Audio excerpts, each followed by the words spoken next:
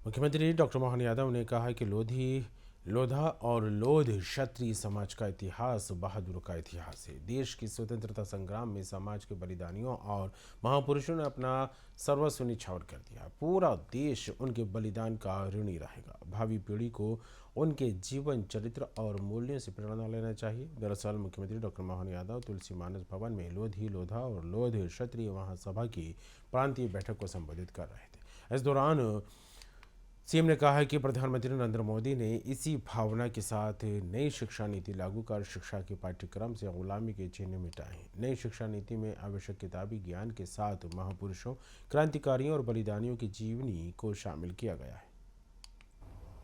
जैसे हमारी सरकार बनी, सरकार बनने के बाद शपथ के बाद पहली कैबिनेट बाहर करना, जब ये निर्णय किया तो कैबिनेट का तो आमतौर पर वल्लभ भवन में बैठ के निर्णय करते हैं। देश आजाद हो गया।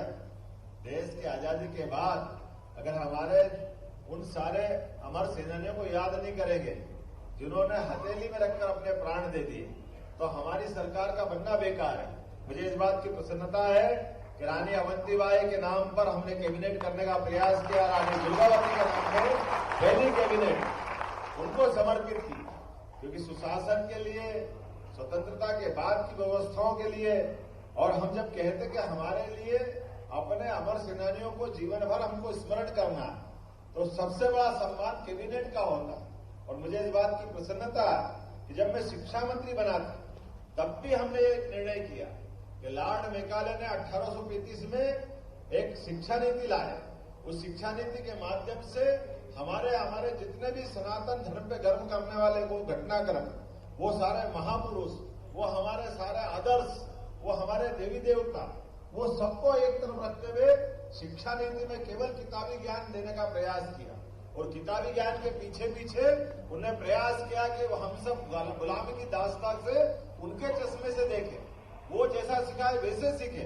थोड़ा समय अलग था, हम कमजोर थे, हमारे को वो मर्जिया जैसे घुमा सकते थे, लेकिन ऐसे कठिन समय में भी अंग्रेजों के सामने छाती सीना ठोक करके लड़ने का निर्णय किया। ऐसे अमर बलिदानियों को याद रखने के लिए शिक्षा के पाठ्यक्रम में भी लाने का मैंने उसी समय निर्णय किया था। आज से 3 साल पहले हमारे अपने उच्च शिक्षा के पाठ्यक्रम में वो सारे अमर सेनानियों को स्थान दिया। रानी अवंतीबाई, हृदय शाह, रघुनाथ शाह, शंकर शाह, जितने भी हमारे अपने टंटिया मामा, जिनको अपमानित किया गया था, पता नहीं अंग्रेजों ने उनको क्या क्या कहा था, वो झूठे मुकदमे लगवाए, उनको डके, तो पता नहीं क्या क्या कहा गया था। हमने कहा ये अंग्रेज का शासन काल था, ये वो उनकी शासन में जो मर्जी आए करे, लेकिन अब तो सरकार हमारी है और हमारी सरकार में ये यश हम क्यों नहीं दे सकते। और मुझे इस बात की प्रसन्नता है, यशस्वी प्रधानमंत्री नरेंद्र मोदी जी की सरकार ने निर्णय किया कि नई शिक्षा नीति लागू करेंगे और ये गुलामी के सारे चिन्ह मिटाएंगे। और इस निर्णय के आधार पर हमारी नई शिक्षा नीति लागू हुई।